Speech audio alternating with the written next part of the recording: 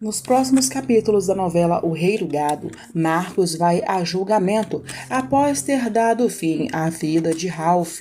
Após ouvir todas as testemunhas, o advogado de acusação vai dar os seus argumentos, revelando que a motivação de Marcos foi justamente lavar a honra de Bruno, porque Marcos era o amante de Leia. O advogado de defesa vai concordar com todos os pontos do seu adversário e vai mandar que Marcos seja condenado. No entanto, todos ficarão paralisados quando Orestes aparecer vivo no tribunal e surpreender todos com a revelação de um grande segredo que ninguém sabia. Todos vão ficar em choque, completamente devastados, e Marcos será inocentado. E eu vou te contar sobre tudo em detalhes agora aqui nesse vídeo.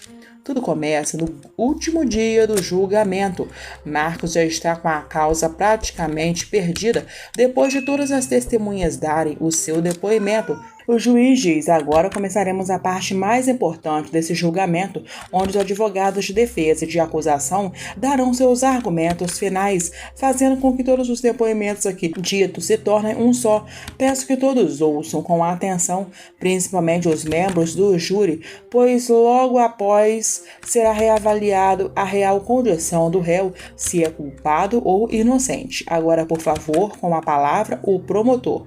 Se levantando da cadeira, o promotor se aproxima dos membros do júri e comenta: pelo que consta nos autos, senhores jurados, e por tudo que foi dito e ouvido aqui nesse tribunal, ficou patente que não pode pairar qualquer dúvida a respeito de que o réu Marcos Mezenga e o seu parceiro marinheiro Geraldino enterraram a vítima na praia ao alcance do mar com o propósito de acabar com a sua vida.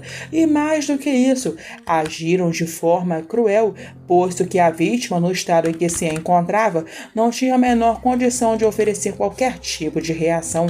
Estava indefesa. Senhores jurados, pelos relatos que ouvimos aqui das testemunhas e da defesa, salta aos olhos a deliberada intenção da mãe do réu, a senhora Leia Mezenga, de proteger o filho a todo custo, o que por si só nos revela que ela tinha conhecimento de que ele havia dado cabo na vida do seu amante, Ralph Tortelli. É nesse momento que Leia encara-se apreensiva por Marcos, mas ele nem consegue olhar para sua mãe. Respirando fundo, o promotor continua: e como que ela pretendeu fazer isso, senhores jurados? Como? Primeiro, quando no Instituto Médico Legal teve o corpo da vítima diante de seus olhos, ela jurou de pés juntos não reconhecê-lo, mentindo. Depois, senhores jurados, se atentem bem para esse fato. Quando inventou os tais telefonemas que estaria recebendo da vítima de algum lugar desconhecido do exterior, como se um corpo pudesse falar, né?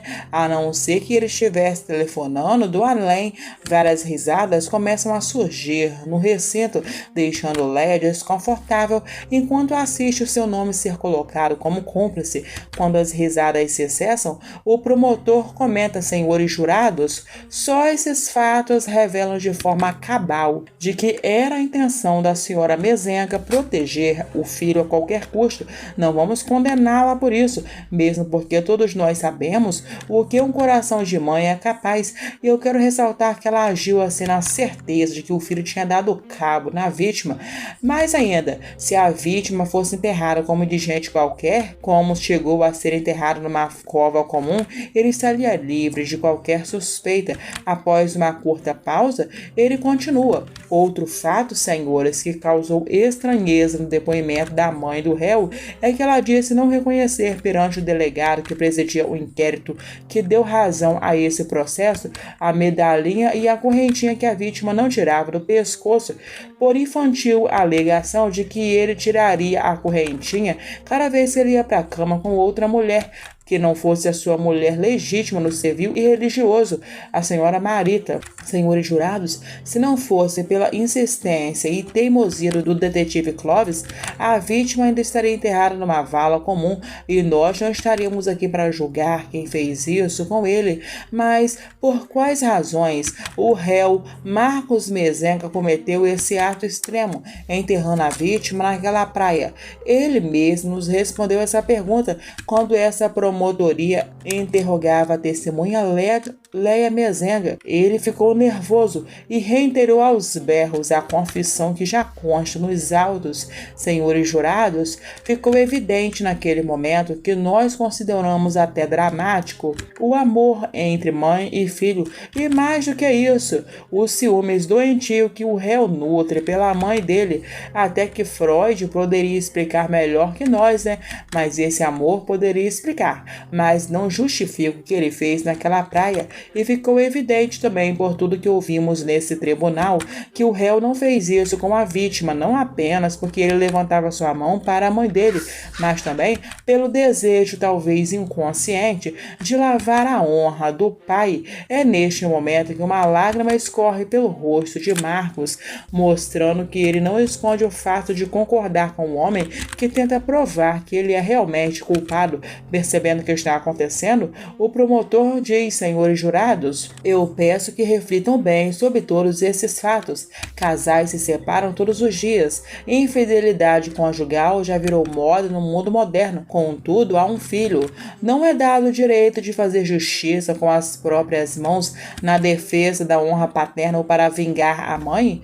Mas, por último, havia também um outro motivo mais execrável ainda para que o réu fizesse essa barbaridade com a ajuda do marinheiro Geraldino, algo que o pai havia compartilhado com a mãe, e pelo dinheiro também da venda dessa fazenda, venda feita pela própria vítima contra a vontade da verdadeira dona.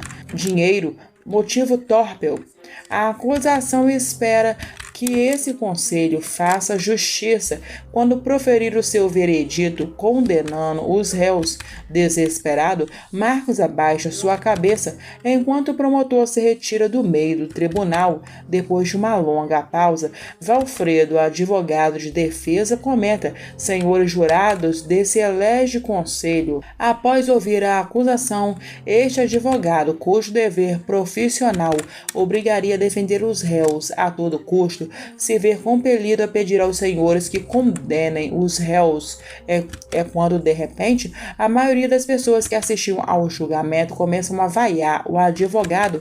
Após pedir silêncio, Valfredo continua: eu me rendo aos seus argumentos, nobre promotor, e tal como Vossa Excelência pediu ao conselho de sentença, eu peço agora, condenem os réus, mas antes e agora, na qualidade de seu parceiro de acusação, nobre promotor, eu abdico do meu cargo de defensor dos réus, e assim, se me for permitido, eu gostaria de colocar algumas questões para que possam melhorar o raciocínio dos senhores jurados, para que essa condenação seja justa e que não possa merecer reparos. Não se segurando de tanta raiva, Marcos se levanta, mas ao perceber que Bruno o encarava, ele tem a sensação de que deve confiar no seu advogado. Assustada, Lia comenta com seu pai: ele está pedindo a condenação do Marcos, pai, é isso mesmo? O que a gente vai fazer?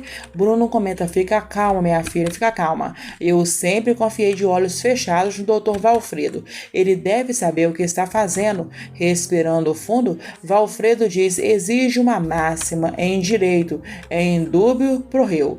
Essa máxima foi consagrada em latim e é conhecida por todos, e significa, no caso de dúvida, ele beneficiará o réu.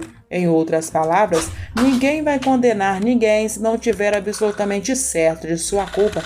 É evidente que a acusação não se adeve a essa máxima do direito quando pediu a condenação dos réus, mas se dúvida houver, eu estou aqui para esclarecer, para que eles não se subsistam no momento em que vocês possam decidir a posse dos réus. Como num passe de mágica, todos os olhares se voltam para o advogado, que não consegue ouvir nem sequer a respiração dos ali presentes, pois todos aguardam ansiosamente pelas próximas palavras. Virando-se para os jurados, Valfredo comenta: vamos por parte. Primeiro, os senhores devem se perguntar em que circunstância se deu a perda da vítima naquela praia. A defesa acredita que, segundo o testemunho da dona Suzane, esposa do empresário Orestes, ela não viu o amante se levantar enquanto ela se afastava daquele local, o que seria tempo suficiente para que ele pudesse ter perdido a vida, devido ao tempo debaixo daquelas ondas e areia molhada. Mas digamos que isso não tivesse acontecido,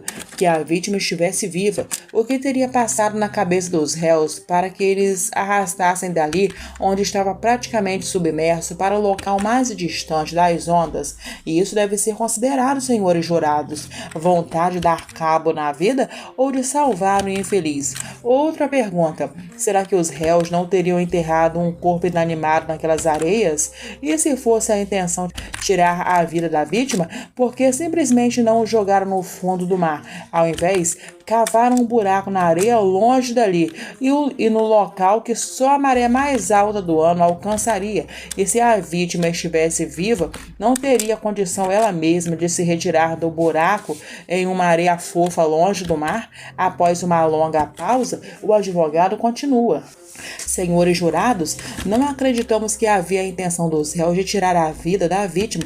Não houve dolo, apenas deram azar. E mais do que isso, apenas queriam sepultar um corpo nas areias. E, por favor, não considerem a confissão do réu feita a viva voz nesse tribunal, pois foi fruto de uma crise emocional vendo a mãe sendo massacrada pela acusação. A defesa pediu aos senhores jurados a acusação dos réus e ainda insiste que os senhores condenem, mas não como estão pensando, mas por vilipêncio a um corpo. Dessa forma, os senhores estarão fazendo justiça na justa medida. Obrigado. O juiz se levanta e comenta: convido os senhores jurados a virem comigo para a sala secreta. Totalmente em choque, Lia questiona: o que significa Filipéndio, pai? Bruno questiona: eu não sei, nunca ouvi falar, mas pelo que me parece, o Marcos enterrou o sujeitinho quando ele já estava sem vida. Momentos depois, o juiz volta para o tribunal e é direto: de acordo com as respostas aos quesitos, os senhores jurados entenderam que os acusados enterraram a vítima na areia da Praia do Encantado. Logo, é neste momento que um homem entra na sala gritando: parem com isso, suspendam esse veredito. Em choque, o juiz questiona: mas o que é que significa isso? Quem é o senhor? O homem entra ali e responde: meu nome é Orestes, eu vim revelar a real história. A sala fica em silêncio ao ver um empresário vivo. Suzane mal consegue acreditar no que seus olhos veem. Boca aberta, o juiz questiona: e o que você quer dizer com isso? Orestes é direto: naquele dia, o Marcos realmente enterrou o infeliz na areia, mas estava muito distante de onde foi encontrado. Ele ainda estava vivo, mas o Mezenga não tinha intenção de dar cabo nele. Mas eu voltei para aquela praia. Eu desenterrei o infeliz e enterrei na linha da maré, porque eu sabia que teria a maré mais alta naquele dia. Depois eu forjei a minha própria ida ao caixão para que nunca pudessem me interrogar e o Marcos pudesse se tornar o culpado. Mas eu não estou aguentando mais carregar essa culpa. Eu peço que inocentem o réu e me levem no lugar dele, porque eu sou o único culpado. Respirando fundo, o juiz responde: bom, devido a essa confissão inesperada e de alguém que mentiu a respeito da própria vida, eu declaro então os réus inocentes. Nesse momento, todos os presentes começam a comemorar, menos Suzane, que chora ao ver seu marido sendo levado preso logo depois de descobrir que não é mais viúva.